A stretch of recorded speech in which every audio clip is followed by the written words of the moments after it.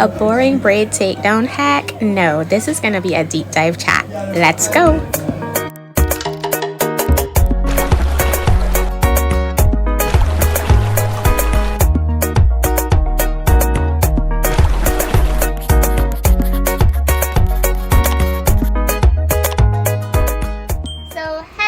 It's time to finally take these braids down. I've had on my braids for over a month. I actually got my braids on December 30th for all years, and I rang in 2022 with these ginger, copper, I don't know what you want to call it, but I really like this color. So I'm just going to talk to you guys today while I take my braids down.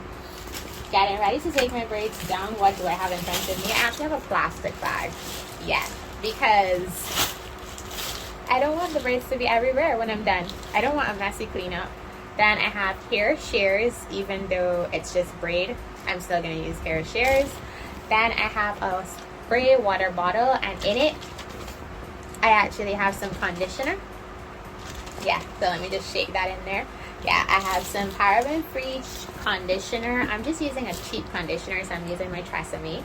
Yeah, that's what I'm going to be using. So, yep. And then I just got some Bulldog clips to put away my hair each time I'm finished with a section. And, yeah. Oh, and my tangle teaser brush. I don't know if I'm going to be doing much detangling while I'm actually taking them down. So, I'm a person who likes to start from the back when I'm undoing braids, so I'm gonna start with the back row. And my braids also had curly ends, so they had rubber bands and then curly ends. So we're just gonna clip.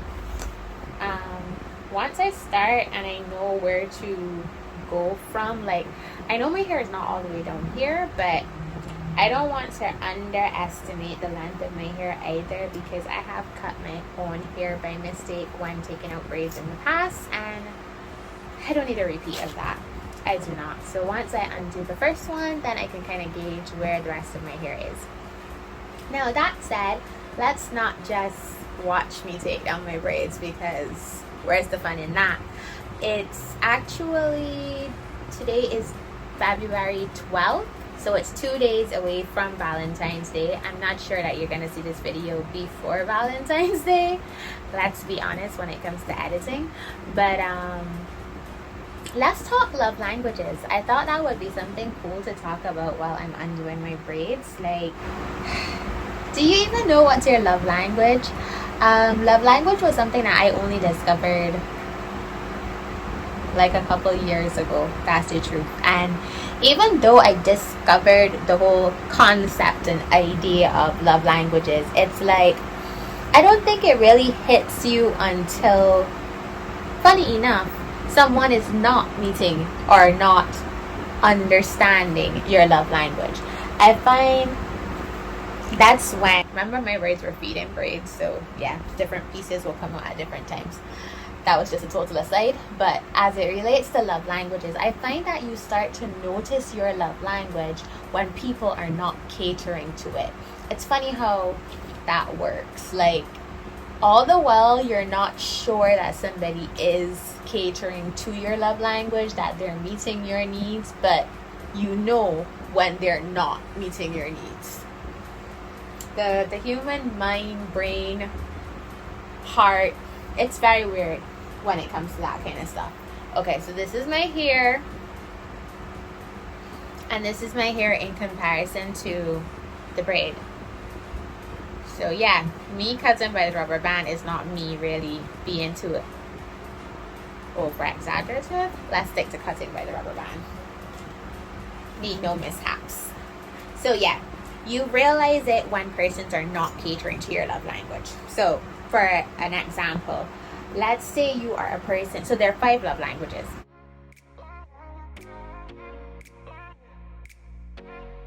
Let me start there. There are 5 love languages, and I actually wrote them down on a piece of paper just so I don't forget anything or repeat anything. The 5 love languages are physical touch, acts of service, words of affirmation, quality time, and gift giving. Those are the 5 love languages. So let me just start at gift giving, as it's almost Valentine's. There are people who will be like, oh, Valentine's is, nothing that they celebrate. It's nothing that you need to celebrate. Oh, it's a commercialized holiday. People will say all kinds of things that they want to say. But if you love the person that you are with and you know that person and their love language is gift giving, then I feel like you need to be one of those people who ends up in a store buying something because you know that's what your person needs for them to feel loved. Like, that's just it. In essence, that's it. If you know what your person needs, then you meet their needs. Simple. It doesn't make sense having somebody whose love language is gift giving and you are going to say, oh, I'm gonna plan such a nice getaway and we'll be together and it'll be intimate and we'll spend time together close to each other, and that's not the person's thing. Like, maybe you might get some credit for the getaway because that might feel like a gift to the person, like you're gifting me a staycation or something. But then if you get to that staycation and it's just regular, as they say, like it's just the same thing as if you were at home in your room together, you're going to the hotel just to say, let's do the same Netflix and chill that we would do at home. Like, that person is gonna feel so let down because you did not meet them where they needed to be met, and that's not fair to them. So if you know your person is big on Christmas, don't go minding people talking about, oh, Christmas is commercialized and who spends money on gifts, and oh, you could give gifts any time of year, why wait till Christmas? Your person loves gifts. Get your person gifts. So yeah, that said, let's talk about quality time. Quality time. You might be a person who is very independent. You don't really do a lot of things with people. You're a quote-unquote homebody. You don't go out much and everything, and your time is your time, and you cherish your alone time. And people don't understand when a person who cherishes their alone time's love language is quality time, because even them themselves might not realize it until they're not getting it. A person who's always to themselves might get in a relationship with somebody and they're together with that person, and like, they just want to be around the person. They just want to go run errands with them. They just want to be, let's go to the beach. You're going down the street to collect something. Sure, I'll get in the car and I'll come with you. It's just being with the person that matters for them. Like, they can spend all day in bed with that person just because it means that they're spending time with them, and that's enough. Like, they don't care about anything else. It's just the quality time. Like, that's it. Just being with the person. And so that's what quality time means for somebody. Like, even if you look at it outside of relationships and you look at it in terms of friendships, there are some people who they just always need to spend some kind of quality time with their friend. Like, you might have a friend and you don't see them often or anything, but you decide that one Friday a month you guys are going to meet up and line together or have lunch together, dinner together, something, because you just need to be in that person's presence, in their space, and that's okay. Words of affirmation. I feel like this is the one that people who don't need this don't necessarily understand people who need this. And that might sound weird, but it's the truth. There are some people who are just independent, and so they don't care if Saturday comes Sunday, Monday comes Wednesday, and they're doing their thing, and they're never knocked off a pedestal. They just continue on because that's what they do. That's who they are. And then you have another person who would say, I have a big presentation at work this week, and they need somebody who's gonna say, you're gonna be awesome. You're gonna be great. You're gonna get through with that presentation. You're gonna knock their socks off. You're gonna knock them dead. Not literally, no one will be harmed in the making of the presentation or the delivery of the presentation. You know, but they just need that. They need that encouragement, those words. They need to hear the praise. They need to hear, you are smart, you are good at what you do. This is not going to be anything difficult for you. You are going to knock this out of the park. And people who don't need those words don't understand it. Like, sometimes those are the ones that the relationship ends really rocky really quickly, because on the one hand you have somebody who doesn't need to hear anything like that, and on the other hand you have a person who is going to be giving it in the hopes of inciting the person to return it and not getting it, and that person is going to feel starved of their love because they're not getting what they need to feel loved. And then, you know, maybe they go to work and they get it from somebody else at work, and the person at work is like, ooh girl, you got the presentation today. One, they remembered. Two, you gonna knock them dead. Like, you got this. When you finish, we gonna go and get coffee together. I will buy your coffee because you deserve, like, you're gonna be so awesome. All of that. And that's what some people need. To some people, they don't understand it. And my thing is, if you're in a relationship with somebody and you might not understand why they need something that they need, but if you recognize that they need it, it's up to you to then decide, can I give this or can't I give this?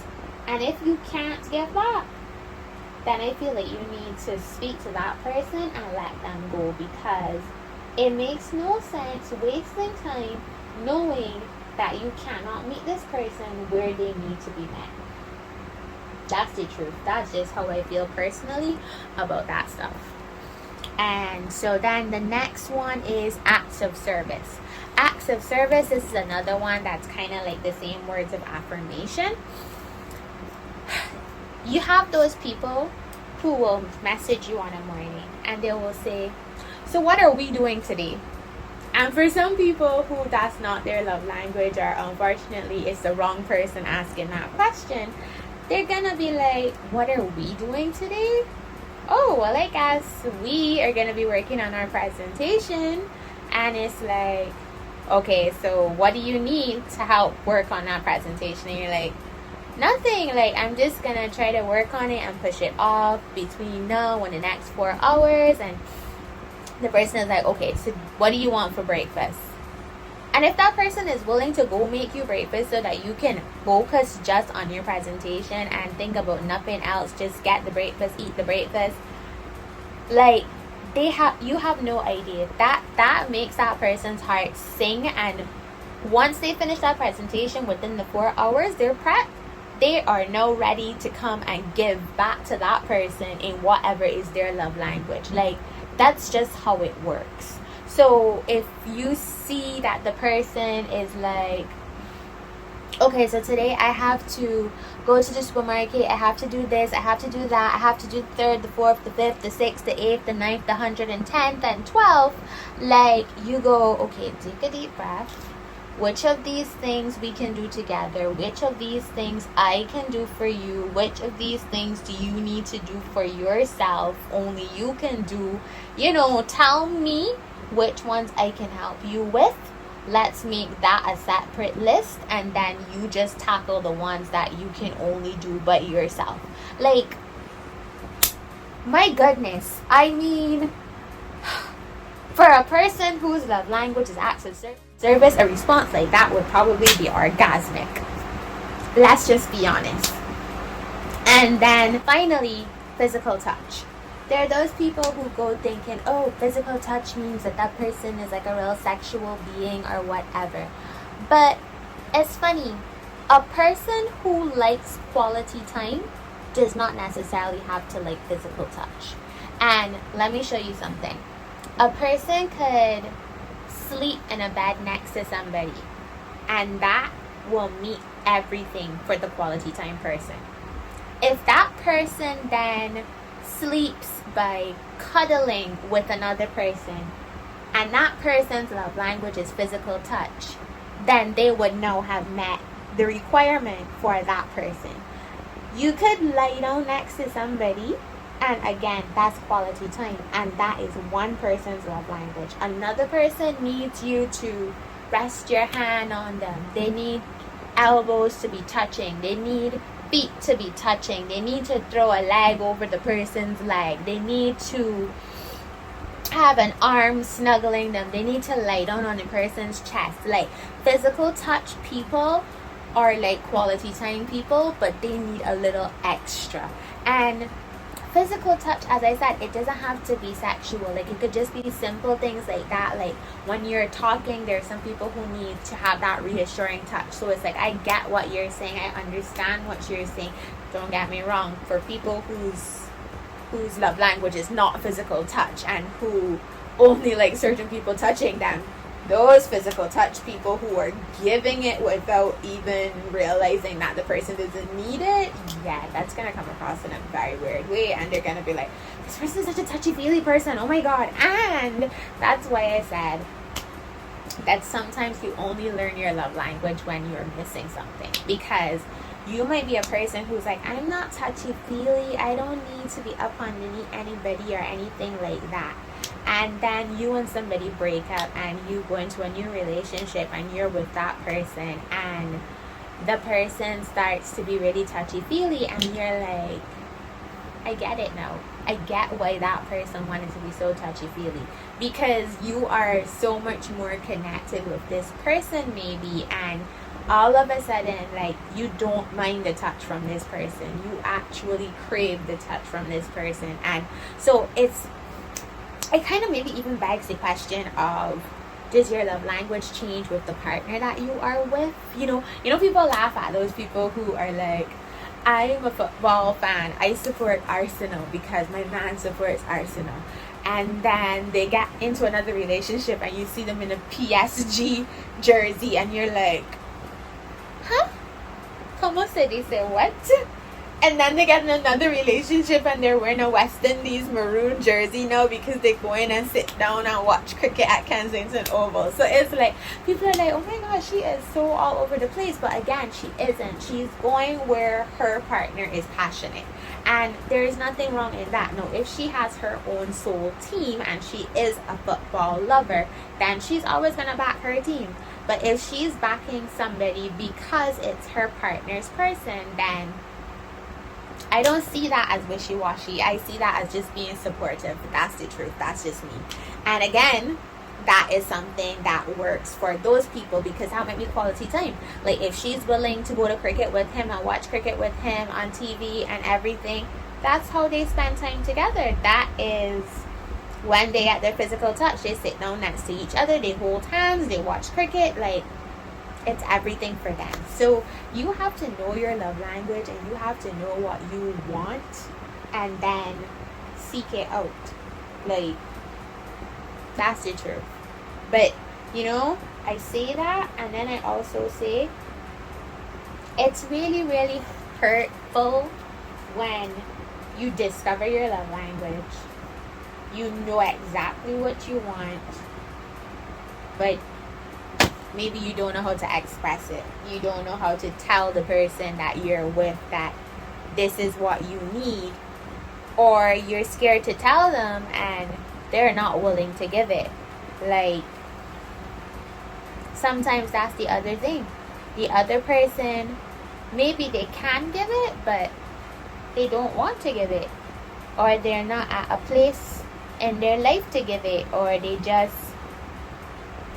understand that you need it, but that's not their job in their head. Like, it's not my job to do that for you.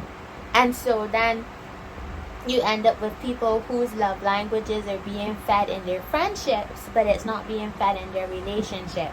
And that's really bad, because you then might feel empty in the relationship. So you're getting filled when you go out with your friends, and then you come home and you're being emptied. and you just can't wait until you get back out with your friends for them to fill you back up. And that's not a healthy way to be living. It isn't. That's not healthy. It doesn't even sound good when we say it. You know, like, your friends shouldn't have to be topping you up, and your girlfriend or boyfriend are draining you. They're leaving you on E for your friends to fill you up. Like, I'm not saying that your boyfriend or your girlfriend has to be your all in all and everything, because no, like, you still have friends, you still have best friends, you still have other friends, you still have work colleagues, but, like, you know, you shouldn't have to be getting everything from one person, but you shouldn't need 7 people and then you have that one person who's doing nothing but taking. Like, that's not good. So, yeah, I say all of that now, and let me just think of what actually are my love languages. Like, what's my love language? Personally, I love hugs, so I'm gonna say hugs, kisses, physical touch. Then would be one of mine. Quality time. I love quality time. Like, let's go to the beach, let's go driving, let's chill together. So combine quality time and physical touch for me, and that's cool. I actually prefer, like, I've realized that I'm not gift giving in terms of my love language is not to receive gifts, but I love to give gifts. Like, I like to sit and think about what would be awesome for a person, what a person would like, why they would like it. Maybe they said something in the past that triggered it. Like, I like giving gifts. I love shopping for cards. I love buying cards. Like, I love to get a card that says everything, or I like to write up a card and say everything that I need to say. So I like to give gifts. I don't like, I love to receive gifts, but it's not my language per se. Like, giving me things, that's not it. Like, I sometimes don't even know how to receive gifts. So giving me gifts is not it. But there are times when I'm like, ooh, can I have this? Can I have that? Yeah, mind you, I will probably go buy it for myself. Or I'll probably say that but be joking. And then there are very few people who go, well, here. And then I'm like, what? So yeah, like, when it comes to gift giving, I prefer to give gifts, but I love to receive gifts too.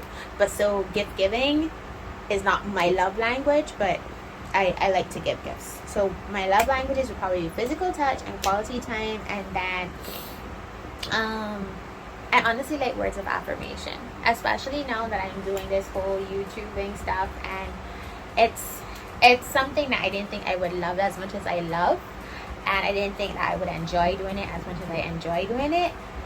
So, like, hearing some people say, oh, you've gotten this amount of views on a video, or keep up the good work, or oh, I watched your video, or I have a friend who literally screenshots whenever something premieres, and like, I have 2 friends who do it. Every time it premieres, they'll screenshot it and they'll send me and be like, look who's on my phone today. Another friend will message me and be like, okay, so I'm getting ready to watch my YouTubers, and I have my tech person right next to you, and I'm like, wow. And then I have another friend, and she's like, so about your next video, when is it coming? So, like, I didn't realize how much words of affirmation mean to me, and yeah, since I got YouTube, I really realized it. Acts of service, I have to struggle with acts of service because I'm not a big person who likes to ask for help. So I'm not one who really needs to hear somebody saying, I'll help you with this, or I'll help you with that. Like, if I hear it, I'm shocked, and I have to learn to accept it and take it for what it is. And I'm trying that, but I'm not good at it. I'm not. Like, if I ask somebody to help me with something and they just make a any kind of hesitation or they don't respond within a couple of seconds, I am like, don't worry, I'll get it done. That's it.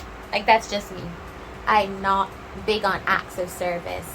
However, when I was looking up the love languages, one of the things it had in acts of service, it had doing chores together. And I like cooking for people. I like cooking. I like being cooked for. So I don't know. Maybe that's one way that I can say acts of service falls under my love languages. But if I had to pick straight up the main ones, it would be quality time, physical touch, and words of affirmation. Those would be my 3 out of the 5. And so, yeah, that's me. I'm gonna stop recording now, finish undoing, and then just show you guys my hair fully open at the end.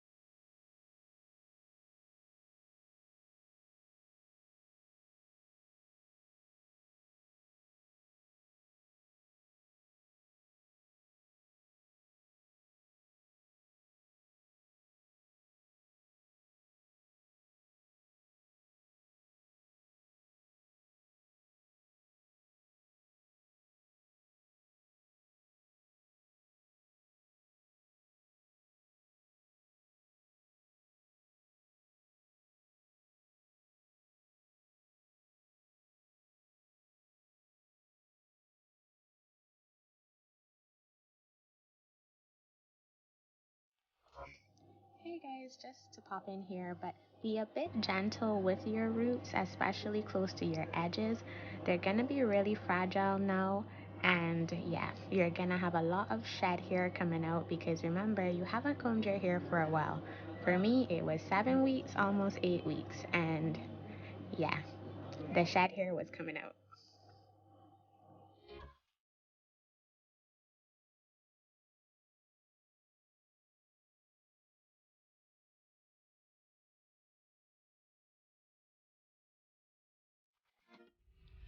So I just wanted to show you guys like the buildup at the base. Yeah, so that's what I'm gonna just take my time and finger detangle, and then I'm gonna spray with conditioner. So as you see, I've separated this section, but I'm now yet to separate this section because the thing with this kind of clumping at the base, if you don't get this undone and detangled before washing, you will have serious knots at the base of your hair, and you do not want that because when water touches it, it's a nightmare. It won't want to undo, and then you will have a bigger issue where you might have to end up cutting hair at the base because you've gone and created a knot. So take your time and just some people actually like put a bit of oil on it sometimes, or you can just use the conditioner, just like how I will use conditioner in a spray bottle. Like that's an option too.